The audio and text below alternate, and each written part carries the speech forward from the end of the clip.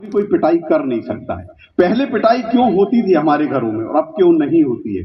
मुझे याद है, हम लोग 6 भाई बहन, मेरे पड़ोस में एक अंकल रहते थे, उनके 9 बच्चे थे। इस तरफ एक और अंकल रहते थे, उनके 11 बच्चे थे। अब पहले ऐसा ही होता था, किसी के 8, किसी के 10, किसी के 12। ऊपर से हम ज्वाइंट फैमिली में रहते थे, दादा दादी, चाचा चाची, बुआ फूफा, ये वो सब। घर में 8-10 कमरे का घर, 12-14 लोग रहते थे घर में। और हम 5 साल की उम्र तक टोटल आवारा, क्योंकि स्कूल में नाम लिखाता था 6 साल की उम्र में। 5 साल की उम्र तक हमारा एक ही काम था, किसी के भी कमरे में घुस जाना और वहां से पिट के बाहर निकलना। जिसके भी कमरे में घुसते थे वो पीट पाट के निकालता था, उसका कुछ तोड़ ताड़ देते थे। और 5 साल की उम्र तक जब हम मोहल्ले पड़ोस में घूमते थे तो हमारे घर वालों को लोग टोकते थे, ये किसका बच्चा है जो इतना बड़ा हो गया, फालतू घूमते रहता है, इसका स्कूल में नाम लिखाओ। फिर साहब हमारे घर का कोई एक बुजुर्ग आदमी जो फ्री होता था, जिसके पास ज्यादा कोई काम नहीं होता था, वो हमारा हाथ पकड़ता था, वो स्कूल ले जाता था। वो स्कूल में ले जाके टीचर से बोलता था, सर इसका नाम लिख लो रजिस्टर में। तो बोलते थे कितने साल का है? पता नहीं कितने साल का है। पहले बर्थ सर्टिफिकेट नहीं होता था, किसी को पता ही नहीं होता था कितने साल का है। बोलते हो गया होगा 5-6 साल का। तो हमारे जो टीचर होते थे वो वैज्ञानिक होते थे, इतने अद्भुत वैज्ञानिक कि बगैर बर्थ सर्टिफिकेट के एक्यूरेट एज पता लगा लेते थे। हमको बुलाते थे, इधर आओ, फिर बोलते थे ऐसे करके कान छू के दिखाओ। अब बच्चा अगर 5 साल कंप्लीट कर गया है तो ही उसका हाथ कान तक पहुंचता है, अगर वो उससे कम है तो नहीं पहुंचेगा। तो अगर हाथ नहीं पहुंचा तो बोलते थे अरे अभी छोटा, 1-2 साल और खेलने तो ले जाओ इसको। और अगर हाथ पहुंच गया तो रजिस्टर में नाम लिखा जाता था और बोलते थे वहां जाके बैठ जाओ। हमारे मम्मी पापा को पता ही नहीं होता था कि हमारे लड़के का कब स्कूल में नाम लिखा गया। अब टाइम बदला है। अब मैं अपने बच्चे का एडमिशन कराने ले गया, स्कूल वालों ने पहले हम दोनों पति पत्नी को बिठाया, यहां बैठो, आप कितना पढ़े हो, आप कितना पढ़े हो? सर ग्रेजुएट है। अच्छा ठीक है, तो सर बच्चे का एडमिशन है तो हमारा क्यों पूछे? अरे भाई हम होमवर्क जो बच्चे को देंगे वो करेगा कौन? आपको भी तो आना चाहिए। और तुमने कहा हमको पढ़ना है कि इसको पढ़ना है? बोले नहीं, आपको भी पढ़ना पड़ेगा। अभी मैं मुंबई में रहता हूं, महाराष्ट्र। अब हमारी तो हिंदी भाषा है, वहां मराठी चलती है। अब मुझे बच्चे के कारण मराठी सीखना पड़ रहा है, उसकी किताबें मराठी में आ रही है। भाषा सब सीखना चाहिए, लेकिन अगर नहीं आए तो कितनी परेशानी होती। आप में से कितने लोग मराठी जानते हैं? मराठी एक मैम बैठी है, अच्छा आप भी। तो इनके चेहरे पे जो मुस्कान आएगी आप समझ जाना कि मैं मराठी में कोई बहुत अच्छी बात बोल रहा हूं। मैं जब यहां से मुंबई गया, मुझे मराठी बिल्कुल नहीं आती थी। मैं नया नया गया वहां पर, मैं एक बस में चढ़ा। देखो जब भाषा नहीं आती तो आदमी कैसा फंसता है। मैं एक बस में चढ़ा, मेरे सामने एक लड़की खड़ी थी, वो बोली लवकर लवकर, मैं उसके चक्कर में 4 स्टेशन आगे निकल गया।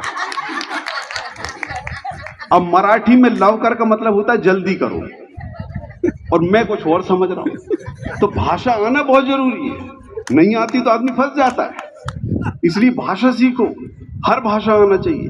भाषा नहीं आती तो कितनी परेशानी होती है। अच्छा, जब जो ले जाता था एडमिशन कराने, वो टीचर को एक बात बोलता था, मास्टर जी आज से इसकी हड्डी हड्डी हमारी और मांस मांस तुम्हारा। मतलब इसको इतना मारना कि इसकी हड्डी भर ना टूटे। अब सोच लो अगर मास्टर जी को ये परमिशन मिल जाए तो वो कितना पीटते होंगे। और पहले के टीचर पीटते भी थे, आजकल नहीं मारते। आजकल टाइम बदल गया, आजकल टीचर बिल्कुल नहीं मारते। मैं तो एक दिन एक वीडियो देख रहा था, किसी छोटे क्लास के जो नर्सरी के बच्चे होते हैं वो स्कूल में एक एक करके जा रहे हैं और उनकी टीचर बैठी हुई है और वो नीचे ऐसे झुक के बैठी हुई है कुर्सी लगा के, और सारे बच्चे उसको किस कर करके जा रहे हैं। मैंने कहा बताओ साला हम कौन से जमाने में पैदा हो गए थे। मैं तो जब आज के बच्चों को देखता हूं और इनको ये सुविधाएं देखता हूं तो मेरा ऐसा मन करता है जल्दी मरो, वापस पैदा हो, अपने को भी सुविधाएं मिलेगी।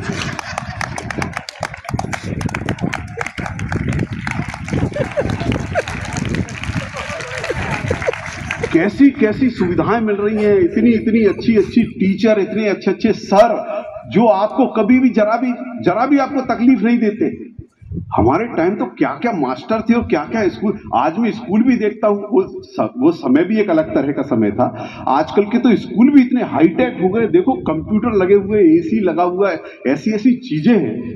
हमारे टाइम पे तो ब्लैक बोर्ड होता था बस, और फट्टी नीचे लंबी बैठी है, उस पर जमीन पे बैठते थे। बाद में जब हम 8वीं 10वीं में आ गए तब हमको फर्नीचर दिखाई दिया कि इस पे भी बैठा जाता है। ऐसे ऐसे स्कूलों में पढ़े। हमारा तो एक स्कूल ही बड़ा गजब का था। बीच में स्कूल था बड़ा सा और दोनों तरफ ग्राउंड था, सरकारी स्कूल था। और उस स्कूल के ठीक बाजू में एक खेत था। वो खेत जो था वो जिसका था वो किसी ने किसी को किराए पे दे देता था, उस पर फसल लग जाती थी, गेहूं चने कुछ भी। तो हमारे एक टीचर थे, वो हर साल वो खेत किराए पे ले लेते थे। अब उनके दो काम थे, स्कूल में पढ़ाना भी है और अपनी फसल भी देखना है। तो वो क्या करते थे, जिस क्लास का पीरियड हो वो सारे बच्चे अपना बैग उठा के बाहर निकलते थे। वो अपने खेत के कॉर्नर पे एक वो ट्राइपॉड आता है ना, जिस पर ब्लैक बोर्ड ऐसा रख दिया जाता है, वो वहां रखते थे और क्लास आके बैठ जाती थी। अब वो पढ़ा रहे हैं, चक्रवृद्धि ब्याज का सूत्र पढ़ा रहे हैं और उनकी एक नजर अपने खेत पर है, किसी गाय भैंस तो नहीं घुस रही है। उनके पास दो लाठियां होती थी, एक मोटी वाली जिससे वो भैंस भगाने जाते थे और एक पतली वाली जिससे वो हमको पीटते थे। अब वो पढ़ा रहे हैं ब्लैक बोर्ड पे, मूलधन गुणित दर गुणित समय बटे 100 ने लिखा और एक नजर पड़ी, उनकी किसी की भैंस घुस गई खेत में। एक बिजली सी दौड़ती थी उनके शरीर में, एकदम से मोटी वाली लाठी उठाते थे और वो जो फेंसिंग थी उसको कूद के उस तरफ हो जाते थे और वो दौड़ रहे हैं खेत में। सारे बच्चे खड़े होकर हो कर रहे हैं और मास्टर जी भैंसों के पीछे भाग रहे हैं और बच्चे हो कर रहे हैं और वो उधर से सारी भैंसों को भगा के पसीना पोंछते हुए लौट के आ रहे हैं और बच्चे हो। और जब वो आके देखते थे बहुत शोर मच रहा है, उधर से प्रिंसिपल साहब निकल आए, वो देख रहे हैं क्या हो गया, तो उनको लगता था मुझे डांट पड़ेगी, तो उधर से आते थे दौड़कर। वो भूल जाते थे कि जो लाठी उनके हाथ में है वो हमारी नहीं है, भैंस वाली है। वो उसी लाठी से जब हमको पीटना शुरू करते थे तो सारी क्लास को भैंस बना दी थी। आप यकीन मानिए, जब मैं पैदा हुआ था तो बहुत गोरा था, ये टीचरों ने पीट पीट के मुझे ऐसा कर दिया। तो अद्भुत मामला है। अब आप देखो, अब जमाना बदल रहा है धीरे धीरे करके। हमारा नाम लिखाता था 6 साल की उम्र में। हाँ, इतने बड़े परिवार में हम एक साथ रहते थे। आज जमाना बदल गया है। आज बच्चे 2 साल के होते मासूम, बामुश्किल 2.5 साल के, उन्हें अपना नाम बोलना नहीं आता, उनका स्कूल में नाम लिखा देते हैं। फिर उनकी पीठ पे एक बैग, उसमें कापी, किताबें, पानी की बोतल, लंच बॉक्स। जितना वजन बच्चे का नहीं उतना बैग का वजन। वो उसको पीठ पे लाद के ऐसे चलता है जैसे अनाज मंडी का मजदूर बोरा लेके जा रहा है। फिर ये बच्चा 90+ मार्क्स लाता और टेंशन में रहता है, मेरा 95 आया है, मेरे फ्रेंड का 97 आया है। ये 90+ मार्क्स लाके टेंशन में रहने वाली पीढ़ी को कोई मारेगा? स्कूल गया, स्कूल से आया, कोचिंग गया, कोचिंग से आया, होमवर्क कर रहा है। हम बोलते हैं बेटा कहीं खेलने चला जाएगा, तो बोलता है चाचू कहां जाऊं, मेरे पास टाइम कहां है। आप देखो उनके पास टाइम नहीं है, ये 90+ लाके टेंशन लेते हैं। मेरे भतीजे के 98% आए, वो फिर भी टेंशन में। मैंने पूछा क्या हो गया बेटा, बोलता चाचू 98% आए। अरे मैंने कहा बेटा जितने नंबर लाके तू टेंशन ले रहा ना, इतने नंबर में तेरा बाप और मैं दोनों मिलके पास होते। अरे हमारे तो आते ही थे 48, 49%। हम उसमें खुश रहते थे, हम खुश, घर वाले खुश, मोहल्ले वाले खुश, सब खुश कि लड़का पास हो गया। और एक आज के बच्चे हैं जो 90+ मार्क्स लाते हैं और टेंशन लेते हैं। मैं आज भी जानता हूं, मेरे साथ बहुत सारे बच्चे ऐसे पढ़ते थे, कोई 8वीं के बाद नहीं पढ़ा, कोई 10वीं के बाद नहीं पढ़ा, कोई 12वीं के बाद नहीं पढ़ा।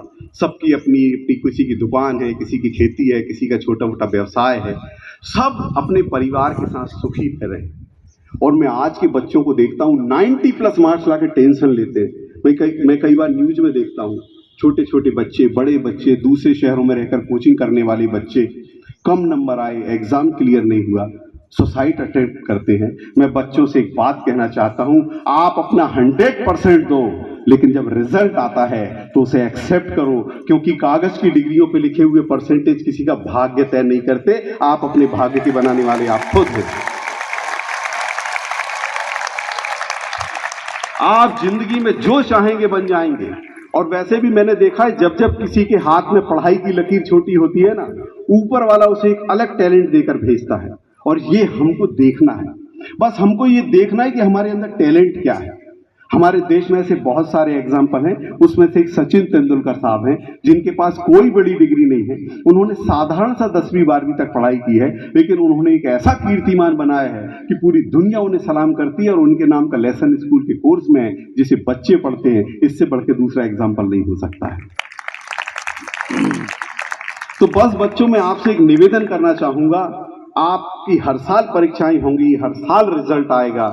जब जब आपका कोई रिजल्ट आए और आपके हाथ में मार्कशीट हो, तो उसमें कम परसेंट देकर कोई गलत कदम मत उठाना, क्योंकि वो मार्कशीट महज एक कागज का टुकड़ा है और आप किसी के दिल के टुकड़े हैं।